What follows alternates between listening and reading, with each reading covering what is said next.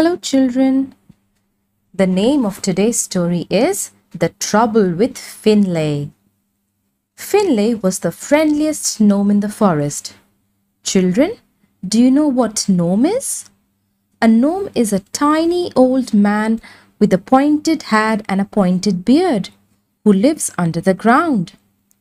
So, Finley was the friendliest gnome in the forest.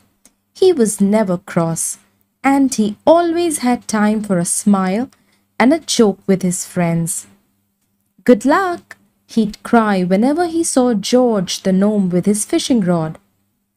Let me help, he'd say to Trixie Pixie whenever he saw her sprinkling morning dew. So you can imagine everyone's surprise when one morning Finley was in a very bad mood. Good morning, Finley, said Trixie Pixie. Good? Frowned Finley. What's good about it? Then he turned his back on Trixie Pixie. Trixie Pixie stared at Finley in amazement. Whatever was wrong with him? He was usually so polite and friendly. Just then George the gnome puffed past on his way to the river. Heard any good jokes lately, Finley? He waved. You trying to fish? That's a joke, replied Finley rudely. And with that, he marched indoors, slamming the door behind him. That's not like Finley, gasped George. I think we ought to find out what the problem is right away. Later that morning, Trixie Pixie and George called a meeting to see if anyone knew what was making Finley so grumpy. The air was filled with excited chattering as pixies, gnomes, fairies, and goblins tried to guess what was wrong. Perhaps Finley's got toothache, suggested Gobble. That always makes me grumpy. Finley's got false teeth, replied George. So it can't be that. Maybe he's hungry, suggested Rosie Fairy. I get cross when I'm hungry. Finley always has a big breakfast, said Trixie Pixie. It must be something else. Suddenly a voice piped up from the back of the crowd. I know what's wrong, said Pebble, who was the cleverest pixies in the forest. He's not getting enough sleep. I heard him complain that the noise of the stream next to his house is keeping him awake that night. That's why he's so grumpy. Pebble's right, cried George, jiggling around in excitement. I've heard Finley complain about the stream too. But how can we put that right? We can't stop the stream from bubbling. I know what to do to help Finley get to sleep, said Pebble. All we need is a little bit of help from the animals in the forest. Now gather round and I'll tell you my plan. I do hope that stream doesn't keep me awake again, said Finley to himself as he was getting ready for bed that night.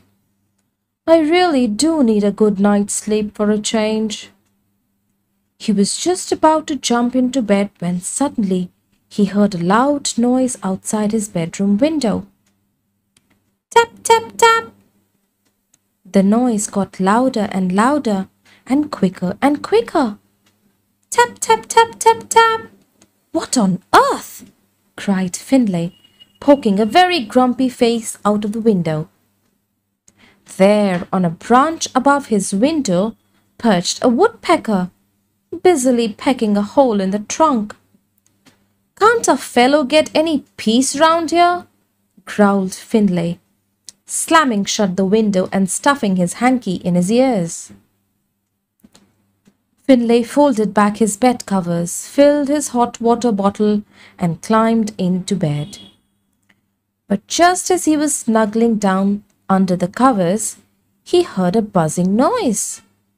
Bzzz. The noise got louder and louder and closer and closer. Bzzz. Finlay leapt out of bed and threw open the window again. There, hanging from the windowsill, was a hive of bees, buzzing noisily. Really, moaned Finlay, what a time of night to be making such a racket. Finlay turned off the light and snuggled down again. Scrape! Finlay sat bolt upright in bed. Scrape, scrape, scrape! Now what? He shouted, marching across the room. He threw open the window and looked down. There, among the roots of the tree, was a rabbit digging a burrow. Please let me get to sleep, cried Finlay as he climbed back into bed and pulled his pillow over his head. But he could still hear tap, tap, tap, bzz, bzz, bzz, scrape, scrape. Just when Finlay thought he would go mad, the noise suddenly stopped. All he could hear was the sound of the bubbling stream that flowed by the side of his home. After all the loud noises, it was like a gentle lullaby singing the exhausted gnome to sleep. Finlay sighed a huge, happy sigh. At last, he smiled, snuggling down under the bed covers. Before long, all that could be heard in the little house was the sound of the happy gnome's snores. The next morning, it was a very different Finlay who met his friends at the garden gate. Good morning, he cried as George walked past with his fishing rod. Thank you, he chuckled as Trixie Pixie skipped past, sprinkling dew. Finlay was himself again. You seem happy today, said Pebble as he strolled past Finlay's gate. I am, agreed Finlay, smiling at the clever pixie. It's amazing what a good night's sleep can do for you. I slept wonderfully well last night. You know, I think the noise of the stream really is quite lovely. Pebble winked knowingly at the others. I expect anything is better than all the noise our helpers made. He grinned. Good night, children. You also sleep. Bye-bye. Take care.